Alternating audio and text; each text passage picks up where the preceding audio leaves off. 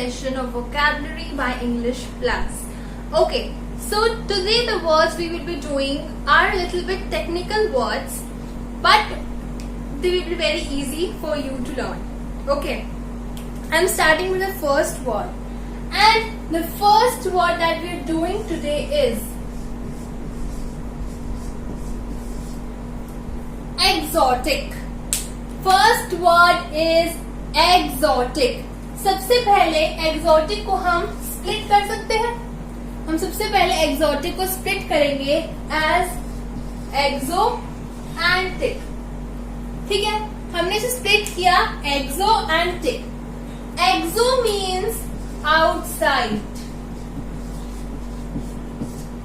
Exo means outside. Outside का मतलब कोई भी चीज जो बाहर से लाई गई है. बाहर से मीन्स फ्रॉम एब्रॉड, या फिर you can say from foreign. ठीक है, तो कोई भी चीज अगर एब्रॉड से लाई गई है या फॉरेन से लाई गई है तो उसके लिए हम वर्ड यूज कर सकते हैं exotic. For example, if you have bought a new dress for yourself. ठीक है, आपने नई ड्रेस लाई यूएसए से या फिर हॉलैंड से और from anywhere from out our country. ठीक है, वही सेम ड्रेस इंडिया में भी है और वही सेम ड्रेस आप यूएसए से भी खरीद के लाए हो, लेकिन वो चीज आपके लिए ज्यादा इंटरेस्टिंग हुई क्योंकि वो चीज इम्पोर्टेड है. ठीक है, वो चीज ज्यादा इंटरेस्टिंग बन गई लोगों के लिए भी, आपके लिए भी. आप किसी को भी अपनी ड्रेस दिखाओगे, you will say this dress is important, और उसके जो टैग पे यूएसए लिखा होगा that will make that dress more interesting. ठीक है, अब इसका मतलब भी हो जाता है interesting because we have bought it from another country.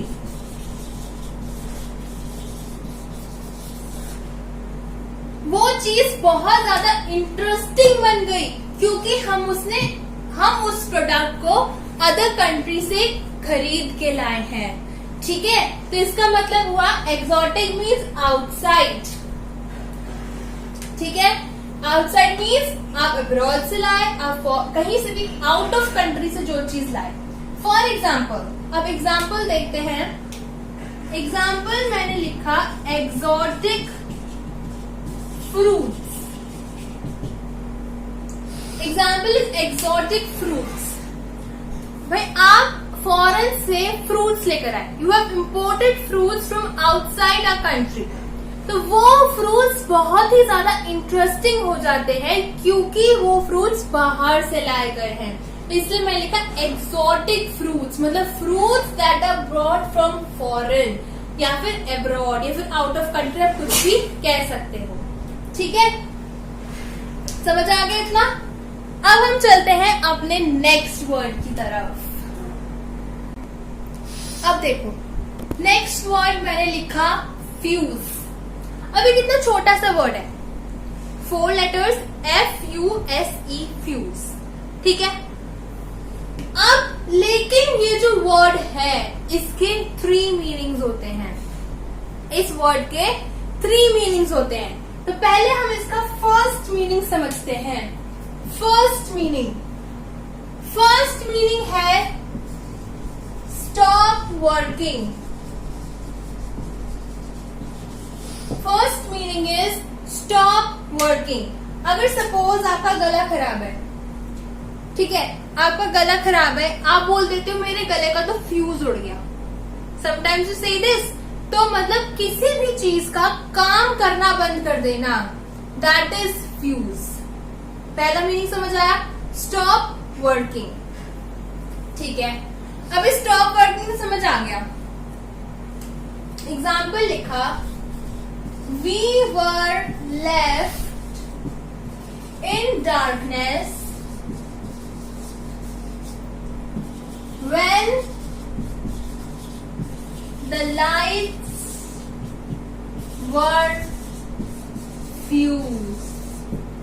भाई we were left in darkness when the lights were fused. हमें अंधेरे में रहना पड़ा जब घर की सारी लाइट्स फ्यूज हो गई. ठीक है, मतलब घर की सारी लाइट्स ने काम करना बंद कर दिया.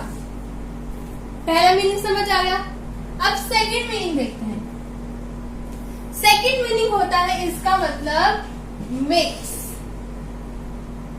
और मैंने ओब्लिक डाल के लिखा मेल्टिंग. पर मिक्स और मेल्टिंग क्या मतलब हुआ इसका? किन्हीं कोई भी दो चीजों को मिक्स करना, कोई भी दो चीजों को मिक्स करना, लेकिन मेल्ट करके मिक्स करना. किसी भी दो चीजों को मिक्स करना लेकिन मेल्ट करके मिक्स करना, that is fuse. For example लिखा मैंने, zinc and copper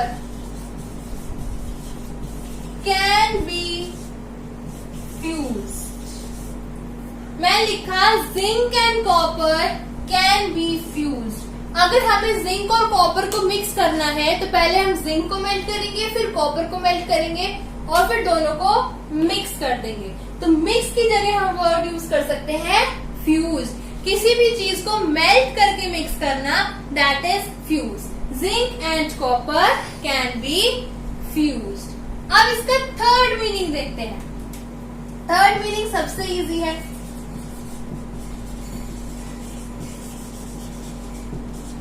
third meaning is electrical device. Fuse एक इलेक्ट्रिकल डिवाइस भी होता है. फॉर एग्जाम्पल, अगर आप साइंस के प्रोजेक्ट्स बनाते थे, when you were small you used to make science projects, उसमें जो हम बल्ब्स लगाते थे उसके साथ एक फ्यूज अटैच होता था जिसकी वजह से वो बल्ब्स जलते थे. ठीक है, तो वो होती है इलेक्ट्रिकल डिवाइस. एक सिलेंड्रिकल छोटा सा फ्यूज होता है, उसे भी हम फ्यूज ही कहते हैं. वो एक डिवाइस होता है जिससे हम साइंस प्रोजेक्ट्स में अपनी लाइट्स जलाते थे. ठीक है, एग्जाम्पल में लिखूं, your fuse need to be checked.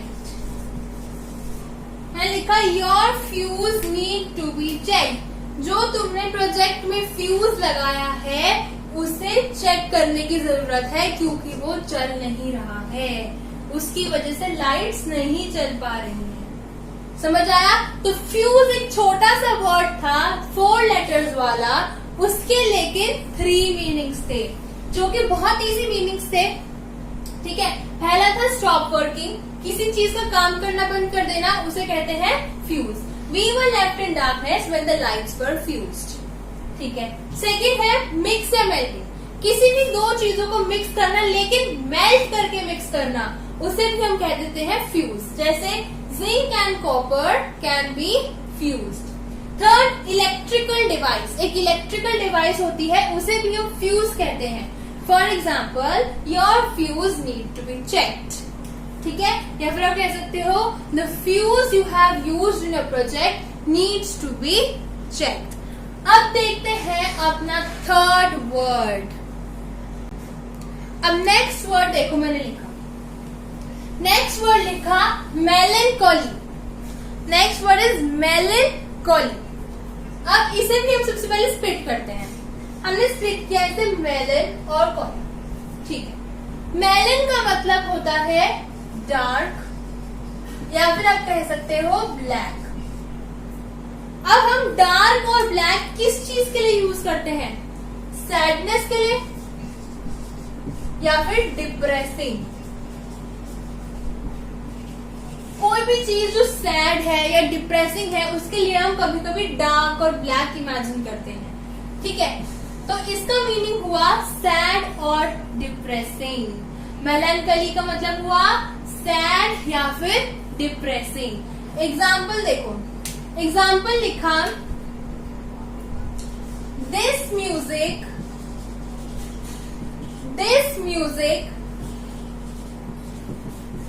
suited his melancholy.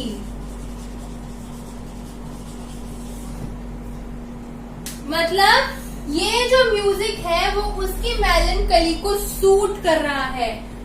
जो उसकी सिचुएशन है इस टाइम पे, जिस वजह से वो सैड है या फिर डिप्रेस्ड है कोई भी पर्सन, और जो म्यूजिक वो सुन रहा है उसमें जो फीलिंग्स है, दोनों की फीलिंग्स मैच हो रही हैं, दोनों की फीलिंग्स मैच हो रही हैं। तो इसलिए हमने बोला this music suited his मेलनकली।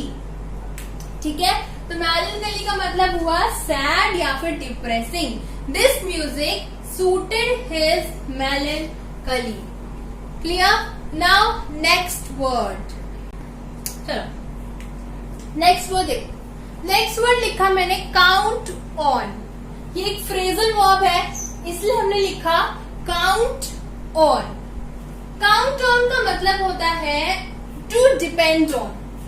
Count on means to depend on, किसी चीज पे डिपेंड होना, दैट इज काउंट ऑन। अब इसका एक मोटिवेशनल एग्जाम्पल देखते हैं। इसका एक मोटिवेशनल एग्जाम्पल देखते हैं। मैंने एग्जाम्पल लिखा for success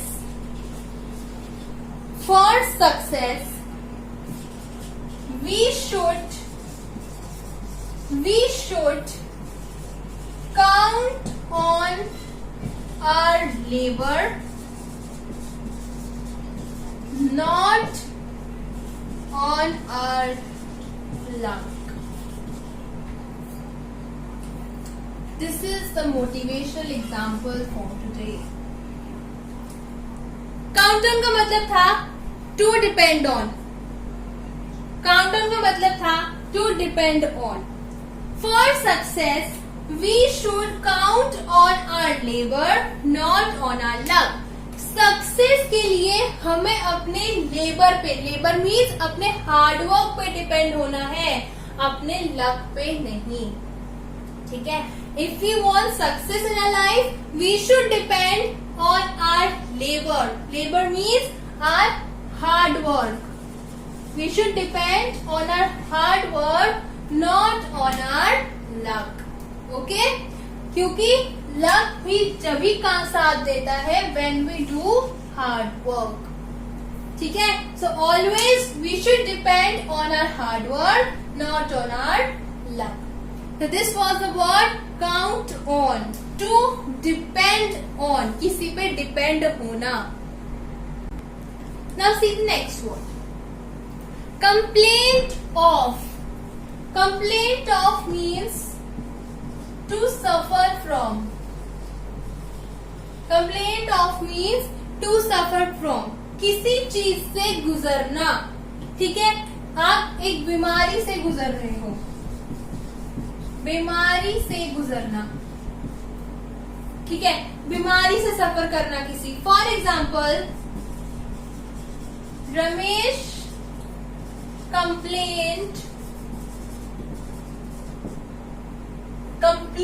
Ramesh complained of a headache yesterday. Ramesh ने कल कंप्लेन की थी हेडेक की, मतलब कल रमेश को हेडेक हो रहा था, वो हेडेक से सफर कर रहा था। तो किसी चीज से सफर करना। Ramesh complaint of a headache yesterday. Complaint of को ये नहीं किसी की शिकायत करना, कंप्लेंट ऑफ का मतलब है किसी चीज के बीमारी के बारे में, किसी चीज से सफर करना, उसे कहते हैं complaint of. Clear? So Ramesh complaint of a headache yesterday. Clear this word? See the next word. Next word is alley. Word is alley. बहुत ही छोटा सा वर्ड है, इसको हम स्प्लिट करके देखते हैं। एक हुआ ए और एक हुआ ले। ठीक है, ए का मतलब होता है डाउन। ले जो वर्ड है वो डिराइव हुआ है from the word legend.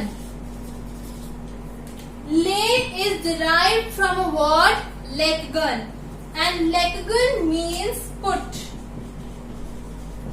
Lekgan means put. तो बेसिकली alley का मतलब हुआ put down. एले का मतलब हुआ पुट डाउन। अब पुट डाउन का मतलब ये नहीं है किसी को नीचा दिखाना। पुट डाउन का मतलब है किसी को शांत कराना।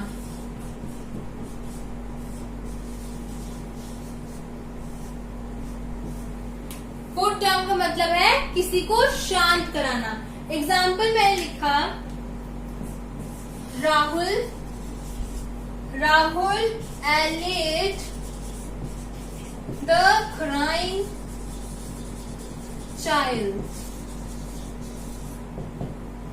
Rahul allayed the crying child मतलब उसने रोते हुए बच्चे को चुप कराया, पुट डाउन कराया, उसे शांत कराया। तो ये वर्ड था एले, ठीक है। ए का मतलब डाउन और ले वर्ड डिराइव हुआ है from the word लेगर which means put. तो एले का मतलब हुआ पुट डाउन, किसी को शांत कराना। Easy word. Now moving to the next word, chronophobia. Next word is chronophobia. सबसे पहले हम इसे स्प्लिट करने की कोशिश करते हैं। क्रोनो और फोबिया, क्रोनो और फोबिया। ये कोरोना वायरस वाला कोरोना नहीं है, ये ठीक है। इसमें कोरोनो का मतलब है time. Chrono means time and phobia means fear. Phobia means fear. Phobia होता है आपको किसी चीज से डर लगता है। फॉर एग्जाम्पल कुछ पीपल को अंधेरे में जाने से डर लगता है, so that is they have phobia of darkness. उन्हें अंधेरे का फोबिया है, उन्हें अंधेरे में जाने से डर लगता है, ठीक है। तो वो होता है फोबिया। अब कोरोना मतलब हुआ time, phobia means fear. Fear of time, time का फोबिया, टाइम का डर। फियर ऑफ टाइम, या फिर आप कह सकते हो फियर ऑफ पासिंग टाइम। कुछ पीपल होते हैं उन्हें लगता है कि हमारा टाइम निकला जा रहा है लेकिन अभी तक हमारा काम कंप्लीट नहीं हुआ, तो इसलिए उन्हें उस चीज का फोबिया हो गया। उस फोबिया की वजह से वो काम भी नहीं कर पाते और उन्हें डर भी लगा रहता है, ठीक है। किसी ने काम नहीं किया और उसे डर लग रहा है कि उसका टाइम निकलता जा रहा है, उसका काम अभी तक कंप्लीट नहीं हुआ, तो उस डर की वजह से वो काम भी नहीं कर पा रहा और उसका टाइम भी वेस्ट हो रहा है। तो chronophobia means fear of time, fear of passing time. Next word देखते हैं, egoist. Next word is egoist. Egoist means self centred. Egoist means self centred, वो पर्सन जो अपने आप को ज्यादा इंपॉर्टेंस देता है। सेल्फ सेंटर्ड, हमेशा अपनी भलाई के बारे में सोचता है, दूसरों से उसे कोई मतलब नहीं होता, तो वो पर्सन होता है ईगोइस्ट पर्सन, ठीक है। सेल्फ सेंटर्ड है ना, बहुत ही सिंपल मीनिंग है इसका, self centred. Egoist, self centred. Example में लिख सकते हो, he is an egoist person, ठीक है। This word was very simple. I'm moving to the next word. Now see, I have written two words, amiable and amity. अब मैंने इन दोनों words को साथ में क्यों लिखा है, let's see. दोनों में वर्ड यूज हो रहा है एमी और एमी। इधर भी एमी वर्ड है, उधर भी एमी वर्ड है। एमी का मतलब होता है फ्रेंड। Amy means friend. अगर आपको एमी लिखा हुआ नजर आया तो उस एमी का मतलब होता है फ्रेंड। किसी भी वर्ड के आगे आपको एमी लिखा हुआ दिखा तो विच मीन्स फ्रेंड, ठीक है। लेकिन यहाँ है एमिएबल और यहाँ है Amity. Amiable means friend, friend. Amiable means friendly. Amiable means friendly, or you can say friendly behavior.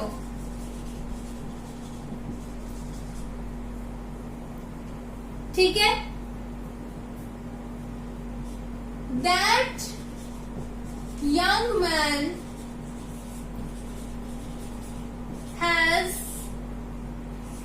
amiable behavior. वो जो यंग मैन है उसका फ्रेंडली बिहेवियर है, एमिएबल बिहेवियर है, ठीक है। तो उसके लिए हमने वर्ड यूज किया एमिएबल। अब नेक्स्ट वर्ड यहाँ पे है एमिटी। एमी का मतलब फ्रेंड और एमिटी का मतलब क्या हुआ?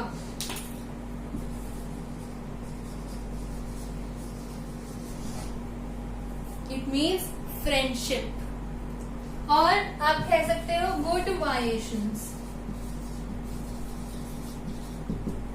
एक ऐसा पर्सन जिसमें जो आपको हमेशा पॉजिटिव फील कराए, वो पर्सन जो हमेशा पॉजिटिव थिंकिंग रखता है, ठीक है, उसके लिए हम यू वर्ड यूज करते हैं Amity. These two people are in